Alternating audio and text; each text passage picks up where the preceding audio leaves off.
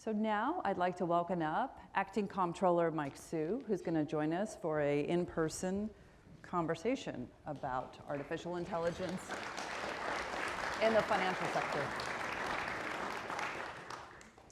So I think many of you know Acting Comptroller Hsu has been, how long have you been in this position now? About 3.5 years. 3.5 years. But who's counting? And before that, you were over at the Fed, leading large bank Supervision. Yep.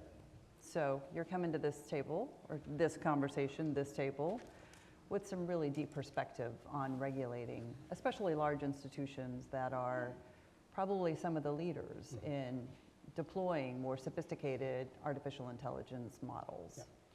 So we heard earlier in the day from Senator Rounds that, engagement, dialogue, compromise, working across the aisle is critical to how we're thinking about regulating artificial intelligence on a going forward basis. When I did the prep conversation with you, Secretary Summers, we talked about smart regulation. It would be great to hear you share your perspective on what does smart regulation look like with respect to these more complex models, and what do we need to think about? What do we need to consider? So it's a great question. I think it's the right question to ask, and I think it's good to ask why. Why do we need smart regulation? Because I agree with the premise that we need smart regulation and we have to approach this differently. And I think there's really two reasons. First is, what is it about AI that's different than what we've had to deal with in the past? And the first thing is the speed. The speed of development is just much faster than what we've seen in other areas where there have been innovations in financial markets and in banking. And you go back to, ChatGPT was released, November 2023? Like the speed with which you go from one model to another model, and then the improvements in what it's able to do and how people are able to use it is very notable, and I think something we have to grapple with. And the second part is governance and accountability. With most innovations, there is the way that those things develop. It's very clear who's developing it, who's responsible for what, especially when you deploy it. And with some of these AI technologies, just the nature of how it works, it's not entirely clear if things are to go wrong, who should be responsible. And that's in part of the technology, part of the magic is that you can't necessarily look in the box and trace back exactly outcome to inputs. But that raises a lot of, so you put those two things together, and I think that does require a different approach and a different mindset by regulators.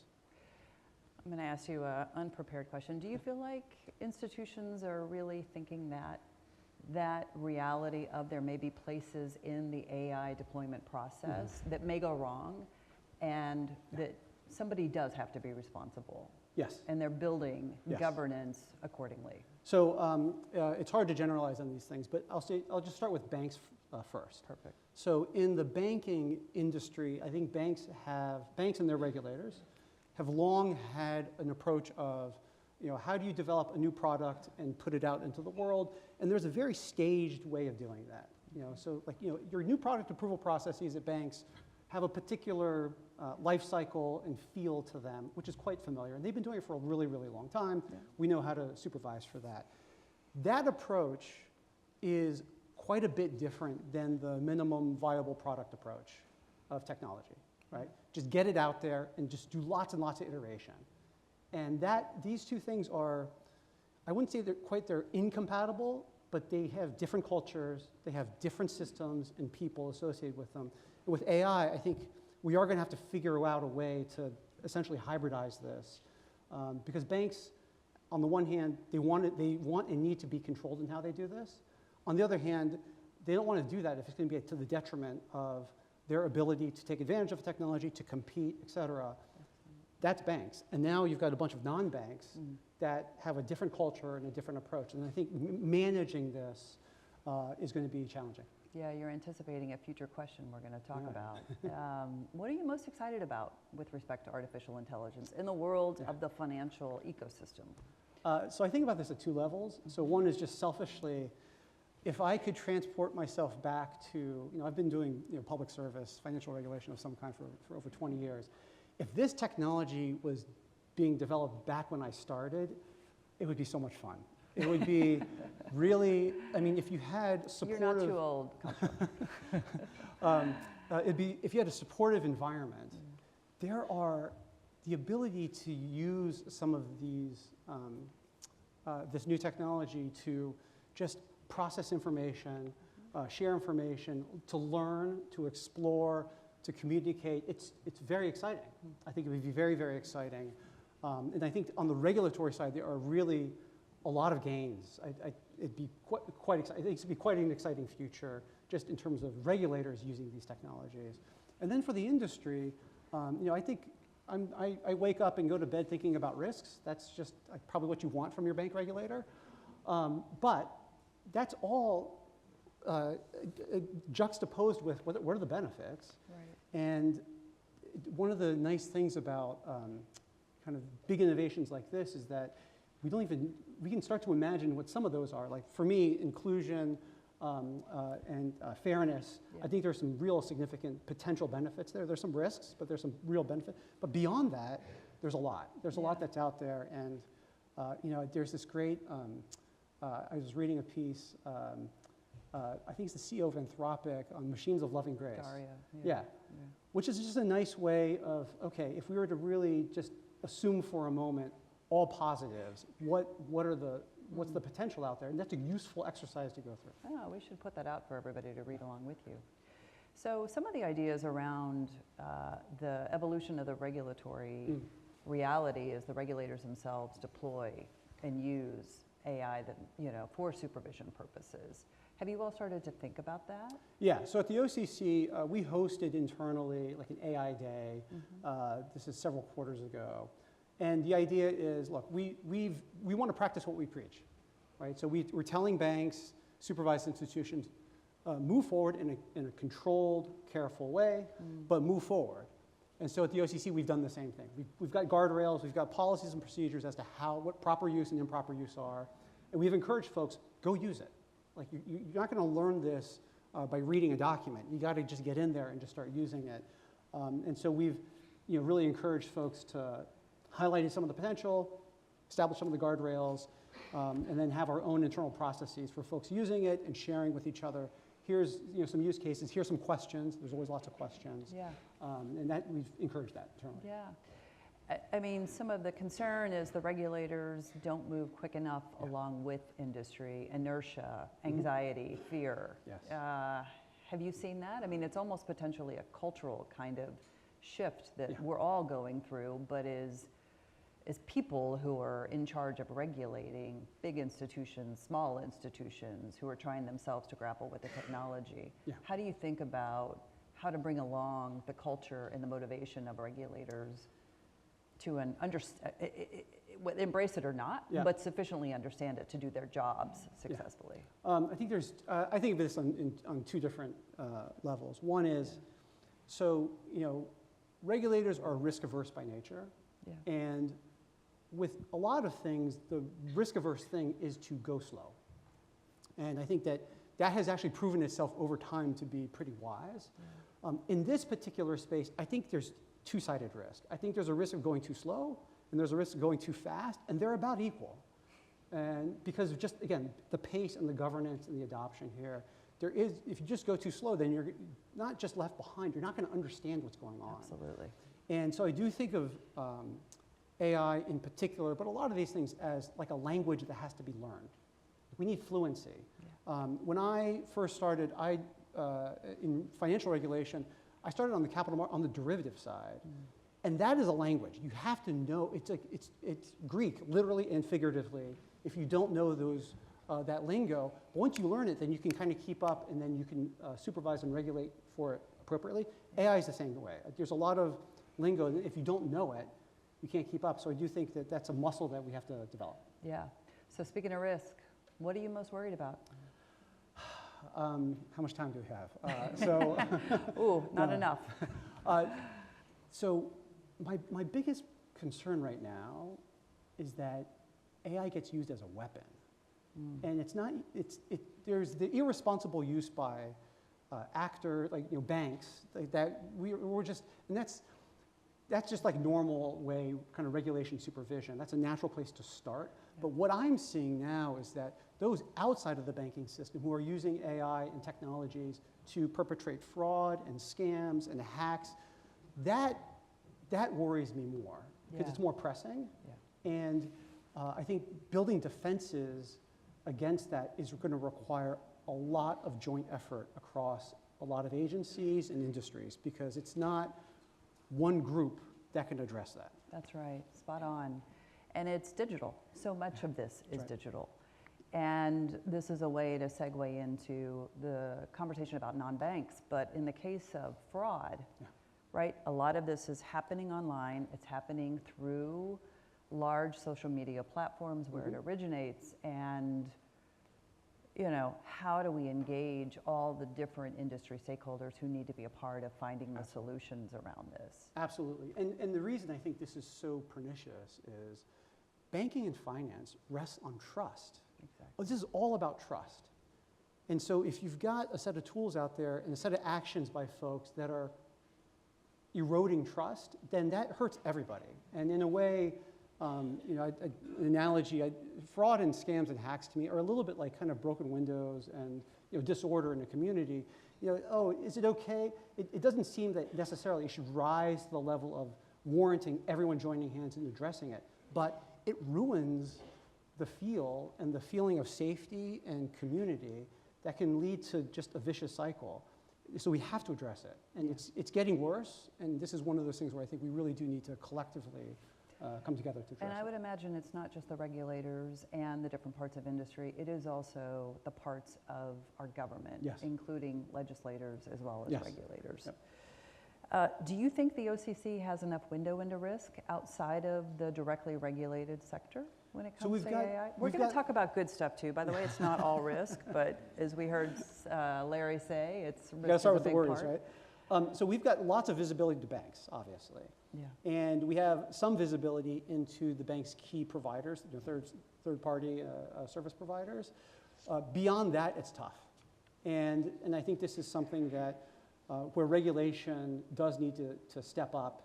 There are going to be some gaps, and as we all know, you know, water kind of finds the lowest spot. Like, we're going to have to figure out how to ensure that we've got visibility into the full chain of the full supply chain of how banking services are provided, and where those vulnerability points and trust can be vulnerable. Yeah. Again, off the cuff question, but I've heard you talk about this. You know, all of this, like understanding the parts, understanding where we can't understand the parts of models on models, liability questions come up. Yes. And do we need to understand the parts before we move into contemplating, do we have the right sort of responsibility, expectations on different parties?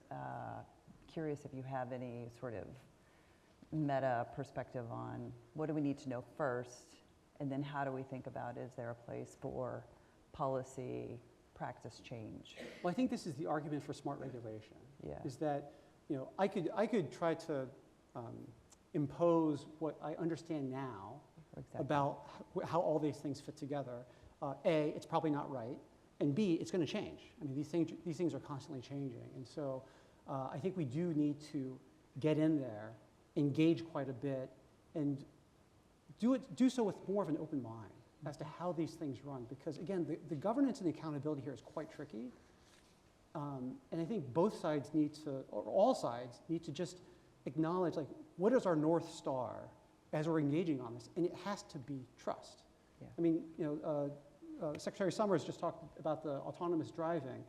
I think it's a really good example of, we all have seen the studies that say, statistically speaking, it's less likely to get into an accident. Yeah. Okay, but when it gets into an accident, how do we trust it more? Is that statistical improvement enough to put my mother into a car that's autonomously driven? I don't know. And we can extrapolate that to all sorts of things. And so I think part of it is like, well, when something goes wrong, who's accountable and who's going to try to make it better? Not clear. Yeah. Whereas in other areas, it's very clear. And so I think that's something we've got to work through. And I think that the argument that, hey, it just delivers a better statistical outcome is not going to be enough. That's the beginning of a conversation, not the end. Yeah, fair enough. We heard Senator Rounds talk about sandboxes. The point that I want to pull from you is, how do you think about, how do we turn this, we need to know, we need to, as best we can, see and understand, where is the place, the space, the ability to learn, especially for regulators? So I think the key thing is learning.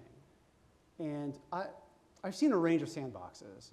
There are some sandboxes where, so I'll give the kind of the caricature of the sandbox I'm worried about. Okay, the caricature of the worrisome sandbox is, it's really a request from a company, a bank, the industry to say, we want a space with no liability. And if you happen to learn from that, great, but that's what we want. I think that's dangerous.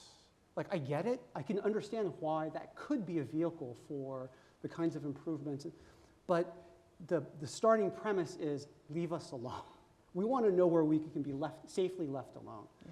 I think a better way to approach it is one where, again, there's a focus on learning. How do we maximize learning, both for the organization, institution that wants to do it, and then the supervisors and the regulators? Like, how do we co-learn?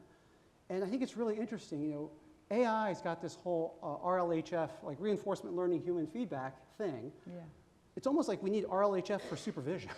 Like, you know, supervised learning as regulators, is that we're in a space where we are co-learning as these things are being developed, rather than giving permission for a particular box, and then if something bad happens, you know, someone saying, hey, no, you told me it would be okay here. Yeah. I think this requires a bit more of an iterative and engaged engagement for it to work. Can you do that? Can you I think so. Can you go and sit and learn along with the institutions? So I think we have to try. I think these are one of these things where, this is why I said, like, you have to go back to the starting premise of, you know, what's the urgency and what's different about that that would require us to step outside of whatever normal mode we're in. Yeah. And I go back to that speed governance. I think that's really going to push us in that direction. Love that. I think that's a big takeaway for us.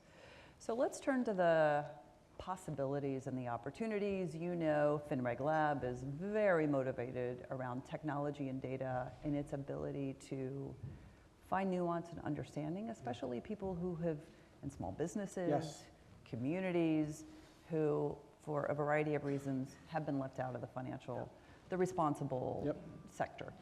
How do you think about the possibility of AI in helping to drive financial inclusion?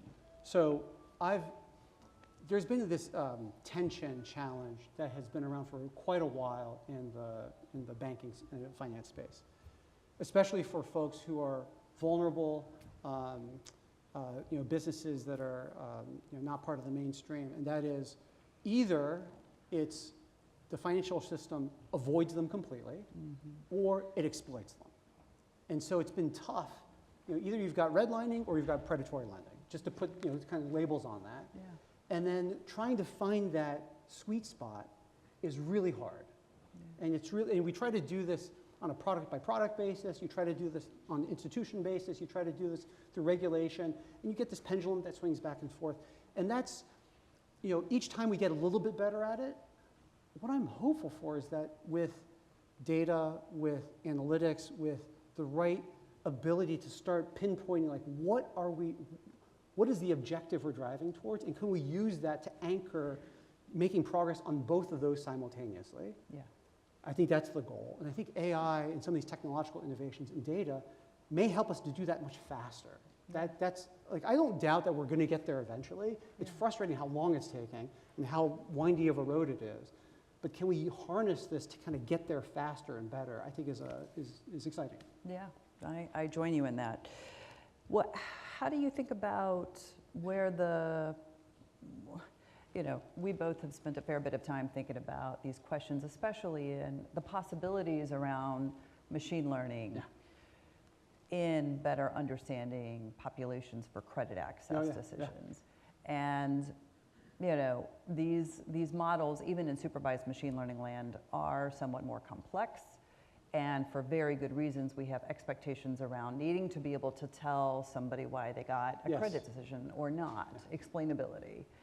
And of course, importantly, we want to make sure that we don't have disparities occurring from the models, from the underwriting process. how do you think about both the advantage gains that we may get with bringing in more representative data with machine learning models, potentially other models in the future, but also this need to understand? So by the way, this is the million-dollar question that we're all grappling with. Well, my understanding is that the brute force strength computationally to get to better outcomes is going to continue to improve. Yeah. So I think it's a useful thought experiment. What if AI, through crunching a lot of data, can essentially expand the credit box safely in a way that's pretty good, but it makes the part that is outside of the credit box completely unexplainable. In other words, you can provide credit to a bunch more people, but the people that you can't include in that, you have no ability to tell them why. Okay, so you're applying for credit, and it's like, sorry, you don't make the cut, versus providing it to a lot more folks. That is I think we're going to have to grapple with this, because under the way we currently do things, those adverse action notices are designed for a reason to be able to tell people, here's what you need to do. Like, here's why you are excluded, and here's what you need to do. And there's a bunch of safeguards associated with that. So, and why do we do that? Because it builds trust. Because then you can say, I got denied for this reason. Okay, I get that. Here's what I'm going to work on. Or I got denied for the wrong reason. I can challenge that. There's a whole mechanism there. Yeah. What do we do when it's purely statistical? And I think this gets a little bit philosophical. You'd say, well, what's a just way of running this? And it makes me think of John Rawls and the veil of ignorance, right? Like, he had this theory of a fair system is one where you don't know who you're going to be in the system. I may be rich, I may be poor. I may be a male, I may be a female. I may be, like, if you don't know who you're going to be, what system can you accept and say, you know what, that's a pretty good system, I could live with that system. I think it's good to have some anchor points like that as we think through this. Yeah. And because the technology is super exciting, the developments are super exciting, but I think in all of these, we have to find ways to kind of anchor both something that's shared amongst us, value system, destination, where those guideposts are. And I think trust.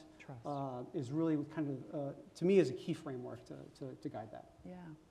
So, we're almost out of time, but I wanted you to say a couple things to bring this back. Project REACH started under a Republican administration. It's been a really powerful vehicle. Yeah. You've carried it forward.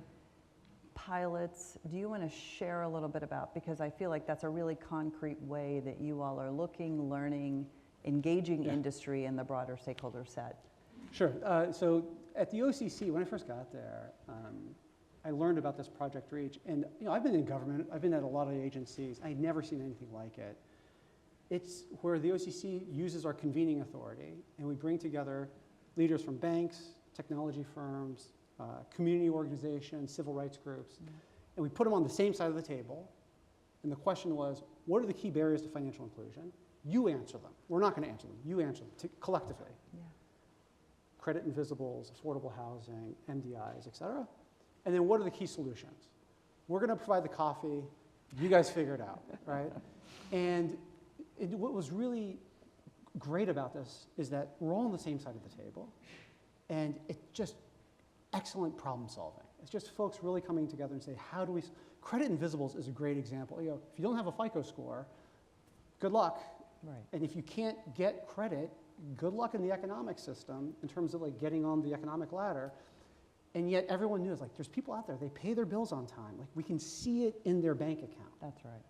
So how do we create the space and how do we do pilots where we can explore that in a way that's responsible and that has some promise? And that's kind of the vibe of Project REACH, and we're trying to expand that into other areas.